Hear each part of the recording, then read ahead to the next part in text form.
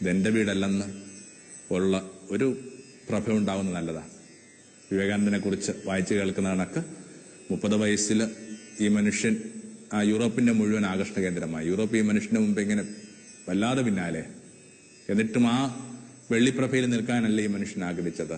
കൽക്കട്ടയിലുള്ള തന്റെ പുഴയോരത്തുള്ള ഒരു ചെറിയ വീട്ടിൽ വന്നിട്ട് ഏതാണ്ട് ഒളിച്ച് താമസിക്കുക.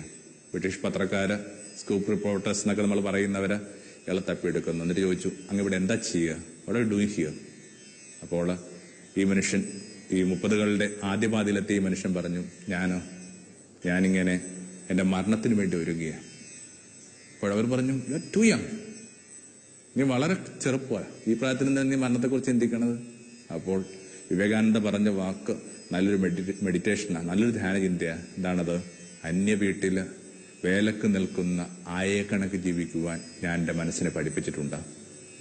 ഈ വീട്ടിലെ കുഞ്ഞിന് ഭക്ഷണം ഒരുക്കുമ്പോൾ എനിക്കറിയാം, ഇതല്ല എൻ്റെ കുഞ്ഞ്, ഇതല്ല എൻ്റെ അത്താഴം, ഇതല്ല എൻ്റെ വീട്. എവിടെങ്കിലുമൊക്കെ ചുരുണ്ടുകൂടി കിടക്കുമ്പോൾ, ഓരോ കാര്യങ്ങളിൽ നല്ലതുപോലെ ഏർപ്പെടുമ്പോഴും വല്ലപ്പോഴും സ്വന്തം മനസ്സോട് പറയണം, ഇതല്ല എൻ്റെ വീട്. ഏതാനും വർഷങ്ങൾക്ക് ശേഷം വിവേകാനന്ദ മരിക്കുന്നുണ്ടെന്ന് നമുക്കറിയാം. പലരും വിചാരിക്കുന്നുണ്ട് ഈ നിത്യതയെക്കുറിച്ചുള്ള ആ ഒരു വിചാരങ്ങളും അന്വേഷണങ്ങളും ഒക്കെ രോഗശൈലിയിലോ വാർദ്ധക്യത്തിലോ മാത്രം സംഭവിക്കേണ്ടതാണെന്ന്. അല്ല, നിത്യത എന്ന് പറയുന്നത് നിങ്ങൾ ചെറുപ്പം തൊട്ടേ പുലർത്തേണ്ട ഒരു ബെൻഡ. ഒരു വൃക്ഷം എങ്ങോട്ട് ചാഞ്ഞിരിക്കുമോ അവിടേക്കായിരിക്കും അതിന്റെ വീഴ്ച. ആരെങ്കിലും വിചാരിക്കുന്നുണ്ടോ പുഴയിലേക്ക് ചാഞ്ഞിരിക്കുന്ന ഒരു വൃക്ഷം കാറ്റ് വരുമ്പോൾ ഇങ്ങോട്ട് മറിയുന്ന?